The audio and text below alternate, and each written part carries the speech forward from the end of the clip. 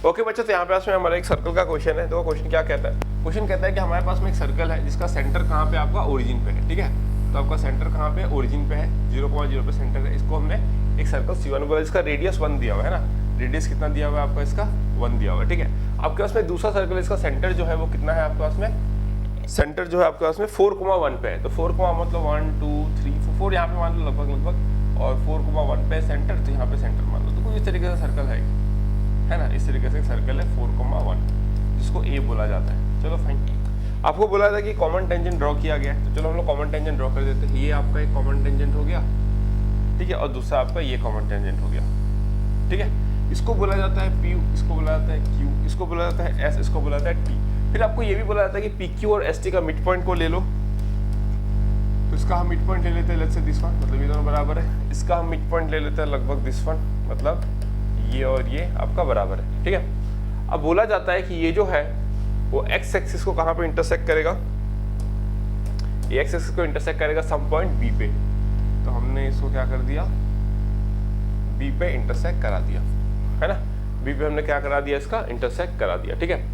तो आपसे बोलता है कि ये जो सर्कल है इसका जो रेडियस है वो कितना है? जैसे आर है, इसका जो रेडियस है वो कितना है आपका? आर है। आपको बोला जाता है कि जो आर है वो आपका 1 से लेकर 3 के बीच लाई करता है। चलो ये भी सही है, 1 से लेकर 3 के बीच आपका आर लाई करता है, ठीक है ना।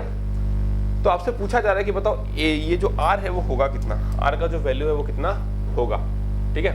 आपको एक चीज और दिया गया है यहाँ पे कि जो ए बी का जो डिस्टेंस है ना, ए बी का जो डिस्टेंस वो √5 दिया गया है, राइट। ए बी का डिस्टेंस जो दिया गया है वो √5 दिया गया है, ठीक है। आपसे पूछा है कि आर स्क्वायर कितना होगा, बताओ आर स्क्वायर कितना होगा, ठीक है।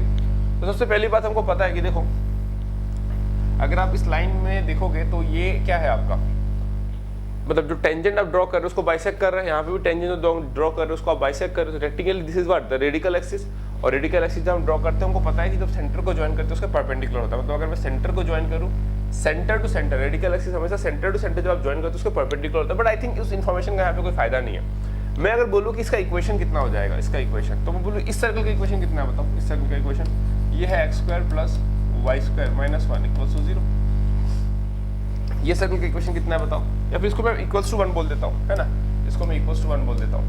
s - s जैसे तो करना है ना, इक्वल्स टू मैं बोल देता हूँ, चलो -1 = 0, ठीक है, कोई बात नहीं, -1 = 0, ठीक है। और इस सर्कल के क्वेश्चन में क्या बोलूँगा, देखो x - 4 whole square plus y - 1 whole square equals to क्या बोलता मैं? r² बोलता तो -r² = 0, -r² = 0, ठीक है ना।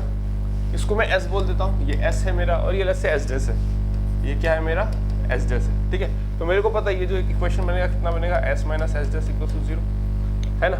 तो कितना आ जाएगा देखो, x² - x - 4 का whole square plus y² - y - 1 का whole square plus r² - 1 is to how much? 0। आ गया कि नहीं आ गया? देख लो, ठीक है। Now what I am going to do is, ये मेरे को देखना है कि जो B पॉइंट है, अब है ना, जो B पॉइंट है उसको मेरे को निकालना है। B पॉइंट को मेरे को निकालना है, ठीक है। तो B पॉइंट जो है वो तो x एक्सिस पे लाई करेगा, ये तो कंफर्म्ड है ना। B पॉइंट जो है वो तो x एक्सिस पे लाई करेगा ना भाई, ये तो मेरा x एक्सिस है ना, this is my x axis, right. तो B पॉइंट अगर मेरा x एक्सिस पे लाई करता है, this is your y axis, this is your y axis, this is your x axis, ठीक है। सो B पॉइंट अगर मेरा x एक्सिस पे लाई करता है तो y कोऑर्डिनेट 0 हो जाएगा, राइट। तो इसको अगर मैं सॉल्व करूँ तो ये कितना आएगा देखो, this will be equals to x² - x² cancel हो जाएगा, ये आ जाएगा तुम्हारा -4 × -8x, तो ये आ जाएगा 8x + 16 मतलब -16, ठीक है। Plus y² - y cancel, -2y मतलब +2y, +1 मतलब -1 इक्वल्स टू 1 - r²। ये आ गया इक्वेशन इसका। अब मैं इस इक्वेशन में क्या करूंगा आपका देखो, what I am going to do it in this equation. इस इक्वेशन में मैं क्या करूंगा पता है? b का कोऑर्डिनेट निकालने के लिए y कोऑर्डिनेट तो ऑब्वियसली 0 है, मैं x कोऑर्डिनेट निकाल लेता हूँ। तो क्या करूंगा, पुट y = 0, क्योंकि x एक्सिस है। तो कितना आ जाएगा देखो, 8x - 17 - 1 = -r², ठीक है ना। तो ये कितना आ जाएगा तुम्हारा, x = 18 - r²/8, ये आना चाहिए मेरे ख्याल से, 18 - r²/8। ये इसका x कोऑर्डिनेट है, 18 - r²/8 है ना, 18 - r²/8, ठीक है।